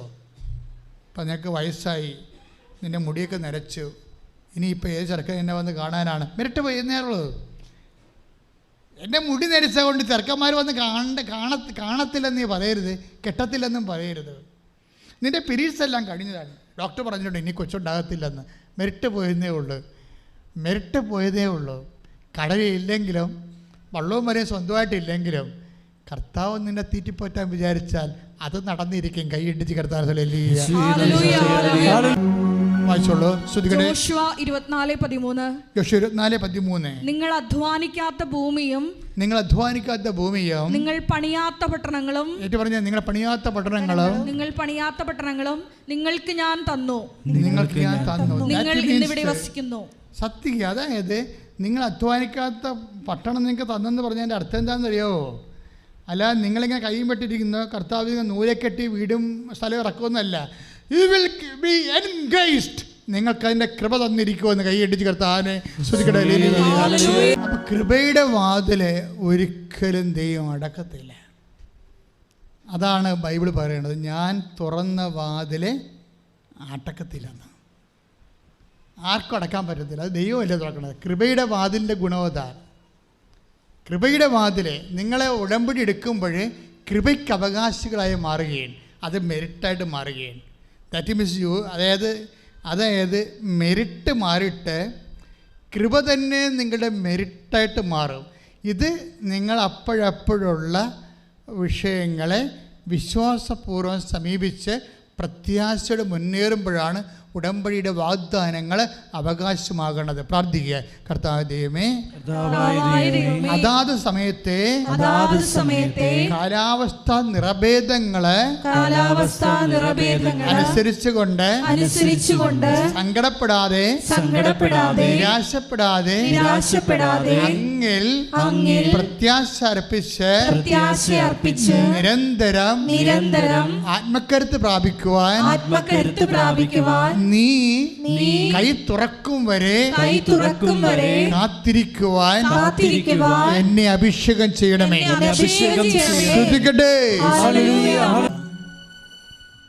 കൃപയായി കർത്താവ് നിന്നെ തീറ്റിപ്പോറ്റുമ്പോഴും അധ്വാനിക്കാതെ ഇരിക്കരുത് എന്നുള്ള സന്ദേശമാണ് അവരെ കൊണ്ട് കടല് വലയിറക്കി 853 മത്സ്യങ്ങളെ കർത്താവ് പിടിപ്പിക്കുന്നത്. മെരിറ്റും യോഗ്യതയും, അത് അധ്വാനത്തിൻ്റെ യോഗ്യത. കർത്താവ് കരുതി കാത്തു വെച്ചത് അവിടുത്തെ കൃപ, രണ്ടും നിനക്ക് അവകാശമാക്കുകയാണ് ഉടമ്പടിയിലെ. നമ്മളെപ്പോൾ രോഗസൗഖ്യ പ്രാർത്ഥന. കർത്താവായ ദൈവമേ, സാമ്പത്തിക ബാധ്യതകളാം കടങ്ങളെ പരിഹരിക്കാൻ മാർഗമില്ലാത്തവരും ഇനി മുന്നോട്ട് ചലിക്കുവാൻ ആവശ്യമായ സമ്പത്തില്ലാത്തവരും ഈ കാലവർഷത്തിലെ വീട് നഷ്ടപ്പെട്ടവര് ഉരുൾപൊട്ടലിലൂടെ സമുദ്രപ്പാച്ചിലൂടെ പാർപ്പിടം നഷ്ടപ്പെട്ടവര് അതുപോലെ തന്നെ പ്രകൃതിക്ഷോഭത്താല് വാസയോഗ്യമല്ലാത്ത ഭവനങ്ങളിൽ നിന്ന് വീട് വിട്ട് അനാഥരെ പോലെ അന്യാധീനപ്പെട്ട് അഭയം പ്രാപിച്ചവരുടെ മേൽ കരുണ ചൊരിയണമേ. നഷ്ടപ്പെട്ടതെല്ലാം തിരികെ പിടിക്കുവാൻ അവരോട് കരുണ കാണിക്കണമേ. ശ്രദ്ധിക്കട്ടെ, ഇത് ഉടമ്പടി ധ്യാനമാണ്. കണ്ണീരിൻ്റെ കാലത്ത് ഒത്തിരിയേറെ മക്കള് ദൈവമായിട്ട് ഉടമ്പടി ചെയ്തിരിക്കുകയാണ്. തങ്ങളുടെ തളർച്ചയിലെ ഒക്കെ താങ്ങണമേ എന്ന് കർത്താവിനോട് കണ്ണീരോടെ അമ്മയുടെ മധ്യസ്ഥത്തിൽ ഉടമ്പടി ചെയ്തിരിക്കുകയാണ്. അച്ഛനോട് ചേർന്ന് ഇപ്പോഴ് അമ്മയുടെ മധ്യസ്ഥത്തിലെ ആരാധ്യനായ ഈശോയോട് കൈ നെഞ്ചത്ത് വെച്ചുകൊണ്ട് പ്രാർത്ഥിക്കുക. കർത്താവേ, ഞങ്ങൾ ഉടമ്പടി ചെയ്യുന്ന വിഷയങ്ങൾ, ഉടമ്പടി ചെയ്തിട്ടുള്ള വിഷയങ്ങൾ, ഇനിയും അങ്ങയുടെ കാരുണ്യം ലഭിക്കേണ്ട മേഖലകൾ, രോഗസൗഖ്യത്തിന്റെ മേഖലകൾ, പഠന മുന്നേറ്റത്തിന്റെ മേഖലകൾ, ഒരു സ്ഥിരതയുടെ മേഖലകൾ, പാർപ്പിട സജ്ജീകരണങ്ങളുടെ മേഖലകൾ, പരീക്ഷാ വിജയത്തിന്റെ മേഖലകള്, വ്യവഹാരങ്ങള്, അതിന്റെ വിജയങ്ങള്, നീതി നടത്തിപ്പ്, ജീവനോപാധികള്, ജീവിത മാർഗങ്ങള്, വ്യവസായ മാർഗങ്ങള്, വ്യാപാര മാർഗങ്ങള്, യാത്രകള്, എല്ലാത്തിന്റെ മേലും ഈശോ ആരാധ്യനെ അങ്ങയുടെ തിരുമുറിവാർന്ന വലതുകരത്താൽ ആശീർവദിക്കണം. വിവാഹ തകർച്ചകളെ, വിവാഹം ഒത്തുവരാത്തവര്, കുഞ്ഞുങ്ങളില്ലാത്തവര്, വിവാഹ വ്യവഹാരങ്ങൾ കഴിയുന്നവര്, കുടുംബ തകർച്ചയിലേക്ക് പോകാൻ പോകുന്നവര്, കുഞ്ഞുങ്ങൾ അനാഥമാകുന്നവര്, ആ കുടുംബങ്ങളോടെല്ലാം, ആ വിവാഹ്യ ബന്ധങ്ങളോടെല്ലാം ആ ജീവിതത്തിൽ ഒറ്റപ്പെട്ടു പോയവര്, ആ മേഖലകളിലെല്ലാം കർത്താവിൻ്റെ കാരുണ്യം ചൊരിയാൻ വേണ്ടി പരീക്ഷ എഴുതിയവര്, എഴുതി കഴിഞ്ഞിട്ട് റിസൾട്ട് മോശമാണെന്ന് സ്വന്തമായിട്ട് അറിയാവുന്നവര്, കണ്ണീരോടെ തന്നെ പരാജയത്തിൻ്റെ ഫലങ്ങൾ പ്രതീക്ഷിക്കുന്നവര്, പരീക്ഷ എഴുതാൻ പോകുന്നവര്, അതിന് ഒരുങ്ങിക്കൊണ്ടിരിക്കുന്നവര്, റിസൾട്ട് വന്നിട്ട് റീവാലുവേഷൻ വിട്ടിരിക്കുന്നവര്, പ്രൊഫഷണൽ പരീക്ഷകൾക്ക് വേണ്ടിയും അതുപോലെ തന്നെ മറ്റ് പരീക്ഷകൾ, അക്കാഡമിക് പരീക്ഷകളെല്ലാം ജീവിത മുന്നേറ്റത്തിന് വേണ്ടിയും ജീവിതം ഗതിമുട്ടി നിൽക്കുന്ന അവസ്ഥകൾ, മരവിച്ചു പോയ പോലെ അവസ്ഥകൾ, ഇനി പഠിക്കാൻ പണമില്ലാത്തവരെ, ഇനി പരീക്ഷയ്ക്ക് പണമില്ലാത്തവരെ, എല്ലാവരുടെ മേലും കർത്താവിൻ്റെ കാരുണ്യം ചൊരിയട്ടെ. ശ്രദ്ധിക്കട്ടെ. അടിക്കടിക്കുള്ള പരാജയം കാരണം വിശ്വാസ തകർച്ച വന്നവര്, പ്രാർത്ഥന മരവിപ്പ് വന്നവര്, പ്രത്യാശ അറ്റുപോയവര്, ഉറ്റവർ മരിച്ചത് കൊണ്ട്, ഉടയവർ കൈവിട്ടു പോയത് കൊണ്ട്, ഉടയവർ ജീവിതത്തിൽ നിന്ന് സപ്പോർട്ട് ഉണ്ടായിരുന്നവർ, വ്യക്തികളുടെ സപ്പോർട്ട് നഷ്ടപ്പെട്ടിട്ട് പാഠം പഠിപ്പിക്കുമെന്ന് ശാസിച്ചുകൊണ്ട് നമ്മളെ പീഡിപ്പിക്കുന്നവരെ, മാനസിക പീഡനം അനുഭവിക്കുന്നവരുടെ മേൽ കാരുണ്യമുണ്ടാകാൻ വേണ്ടി ശ്രുതികട്ടെ. ഒരു നിമിഷം നിന്റെ കൈ നെഞ്ചത്ത് വെച്ചുകൊണ്ട്, ഓൺലൈനിലുള്ളവരും പ്രത്യേകം ശ്രദ്ധിക്കുക. അവരെപ്പോൾ ആരാധന കൂടിയാലും ആ സമയത്ത് കൈ നെഞ്ചത്ത് വെച്ച് കണ്ണീരോടെ പ്രാർത്ഥിക്കേണ്ടതാണ്. കാര്യം നീ ഇന്ന് അനുഭവിക്കുന്ന പ്രശ്നങ്ങൾ, ഉടമ്പടിയിൽ നീ വച്ചിരിക്കുന്ന സഹനങ്ങൾ, സങ്കടങ്ങൾ സന്തോഷത്തിൻ്റെ സാക്ഷ്യമായി മാറാൻ വേണ്ടി നീ സ്തുതിച്ച് പ്രാർത്ഥിക്കട്ടെ. പരമ ദിവ്യകാരുണ്യത്തിന് ആരാധനയും സ്തുതിയും പുകഴ്ചയും ഉണ്ടായിരിക്കട്ടെ. മക്കളില്ലാത്തവർക്ക് വേണ്ടി പ്രാർത്ഥിക്കുന്ന സമയമാണ്. ചിലർ അവസാനത്തെ ഒരു തരം ഒരു മെഡിക്കൽ സൊല്യൂഷനായിരിക്കും എടുത്തിരിക്കുന്നത്. അപ്പം അങ്ങനെയുള്ള എല്ലാ മേഖലകളും മക്കളില്ലാത്തവർ വയറ്റിൽ കൈ പൊത്തിക്കൊണ്ട് പ്രാർത്ഥിക്കേണ്ടതാണ്. ശരീരത്തിലെ സിസ്റ്റുള്ളവർ അവിടെ എല്ലാം കൈകൾ പൊത്തിക്കൊണ്ട് പ്രാർത്ഥിക്കേണ്ടതാണ്. തൈറോയിഡുകാർ, ടോൺസൈറ്റുകാർ, സ്പോണ്ടിലോസിസുകാരെല്ലാം കഴുത്തിൽ കൈപൊത്തി പ്രാർത്ഥിക്കേണ്ടതാണ്. നടുവിന് വേദനയുള്ളവർ, കിഡ്നി രോഗികളും നടുവിൽ കൈവച്ച് പ്രാർത്ഥിക്കണം. PCOD പൊക്കിളിന് താഴെ കൈവച്ച് പ്രാർത്ഥിക്കണം. ഉദരരോഗികൾ ഊടിന് ഒപ്പം കൈവച്ച് പ്രാർത്ഥിക്കണം. ശ്വാസകോശ രോഗികൾ, കരൾ രോഗികൾ, പാൻക്രിയാസ് രോഗികൾ നെഞ്ചും കൊണ്ട് താഴെ കൈവച്ച് പ്രാർത്ഥിക്കണം. ഹൃദയരോഗികൾ, ശ്വാസകോശ രോഗികൾ നെഞ്ചിൽ കൈവച്ച് പ്രാർത്ഥിക്കണം. ശിരസംബന്ധമായ ന്യൂറോ ട്രബിളുള്ളവർ നെറ്റിയിൽ കൈവച്ച് പ്രാർത്ഥിക്കണം. അച്ഛൻ പ്രാർത്ഥിക്കാൻ തുടങ്ങുമ്പോൾ ശക്തമായി സ്തുതിക്കട്ടെ. ദൈവത്തിൻ്റെ കരുണ നിങ്ങളിലേക്ക് ആവശ്യിക്കുന്ന സമയമാണ്. കർത്താവേ, നിന്റെ വിശുദ്ധ പൗരോഹിത്യത്തെ നീ മഹത്വപ്പെടുത്തണമേ. കർത്താവേ, സഭയിലുള്ള സാന്നിധ്യം പ്രകടമാക്കണമേ. അമ്മേ, 10,000-കണക്കിന് മനുഷ്യരാണ് ഉടമ്പടി എടുത്തുകൊണ്ട് അമ്മയുടെ മധ്യസ്ഥം ഏറ്റു പറഞ്ഞിരിക്കുന്നത്. യേശുവിൻ്റെ നാമത്തിൽ പ്രാർത്ഥിക്കുന്നു. കർത്താവേ, അങ്ങയുടെ പുത്രനായ യേശുക്രിസ്തുവിന്റെ നാമത്തിൽ ഞങ്ങൾ കൈ നീട്ടണമെന്ന് പ്രാർത്ഥിക്കുന്നു. എല്ലാ മക്കളെയും സ്പർശിക്കണമെന്ന് പ്രാർത്ഥിക്കുന്നു. അടിപ്പിടർ പോലെ വൈദ്യാഘാതം പോലെ ദൈവികമായ ശക്തി ഇപ്പോഴും നിങ്ങളുടെ ശരീരത്തിൽ പ്രകടമായിക്കൊണ്ട് നടന്നു. ദൈവത്തിന്റെ ശക്തിയാൽ കർത്താവിന്റെ ഉന്നതമായ നാമത്തിൽ മാരക രോഗങ്ങൾ വേദികളെ യേശുവിന്റെ നാമത്തിൽ മാറിപ്പോകട്ടെ. രാജ്യം വിട്ടു പോയിരിക്കുന്നവരെ, വീട് വിട്ടു പോയിരിക്കുന്നവരെ, നാട് വിട്ടു പോയിരിക്കുന്നവരെ, ചിലപ്പോൾ പഠനകാര്യമാകാം, ചിലപ്പോൾ ജോലിക്കാര്യമാകാം, പല വിസ പ്രോബ്ലം ഉള്ളതുകൊണ്ട് തിരിച്ചു വരാൻ പറ്റാത്തവർ, അവരൊക്കെ സമർപ്പിച്ച് പ്രാർത്ഥിക്കുന്ന സമയമാണിത്. അവരെല്ലാം വന്നിരിക്കും മക്കളെ, എത്രയും വേഗം വന്നിരിക്കും. ഈ ആരാധനയിൽ കർത്താവ് പ്രവർത്തിക്കും. ഈശോയുടെ അമ്മ മധ്യസ്ഥം വഹിക്കുന്ന നിൻ്റെ കുടുംബത്തിന് വേണ്ടി. നിൻ്റെ മനസ്സും നിൻ്റെ മക്കൾ ചിലപ്പോൾ നിൻ്റെ സ്നേഹം വിട്ടുപോയി കാണാം. ഒരു സ്നേഹവും കാണിക്കണില്ലാത്ത മക്കൾ അവർ നിന്നെ വിട്ടു പോയിരിക്കുകയാണ്. അവരൊക്കെ തിരിച്ചു വരും. നീ എന്തുമാത്രം കഷ്ടപ്പെട്ടതാ, നീ എന്തുമാത്രം ഇൻവെസ്റ്റ് ചെയ്താണ്. ഇന്ന് അവർ പ്രത്യേക പ്രേമക്കുരുക്കിലും പ്രത്യേക ആന്തരികമായ അധമ ബന്ധങ്ങളിലൊക്കെ പെട്ട് അവരെ കുരുങ്ങിയിരിക്കുകയാണ്. ആ കുരുക്കെല്ലാം അഴിച്ചുകൊണ്ട് അമ്മ അവരെ തിരിച്ചു കൊണ്ടുവരും. ശ്രദ്ധിക്കട്ടെ. പലതരത്തിലുള്ള തെറ്റാണെന്നറിയാതെ ചെയ്തിട്ടുള്ള തെറ്റുകൾക്ക് നിയമത്തിൻ്റെ ശിക്ഷ മേടിച്ച് ജീവിതം കുരുങ്ങിപ്പോയവരെ യേശുവിൻ്റെ നാമത്തിൽ അവരുടെ ബന്ധനങ്ങൾ അഴിയട്ടെ. ശ്രദ്ധിക്കട്ടെ. സമാപന ആശീർവാദത്തിലേക്ക് പോവുകയാണ്.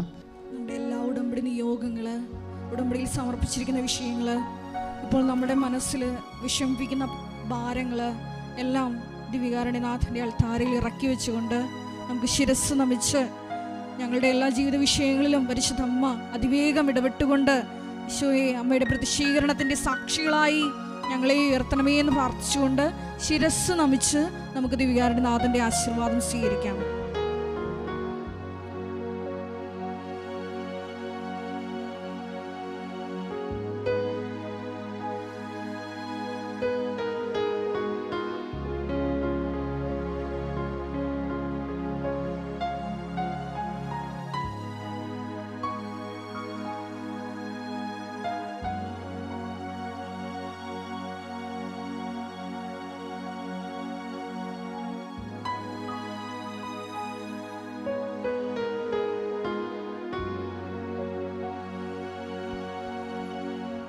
പരിശുദ്ധ പരമമാ ദിവ്യകാരുണ്യമേ, എന്നുമെന്നും അങ്ങേക്കാരാധന.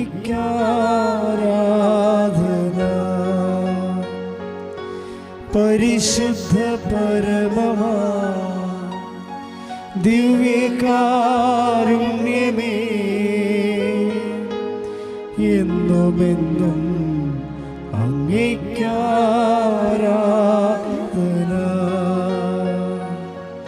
പരിശുദ്ധ പരമമാ ദിവ്യകാരുണ്യമേ, എന്നുമെന്നും അങ്ങേക്കാരാധന.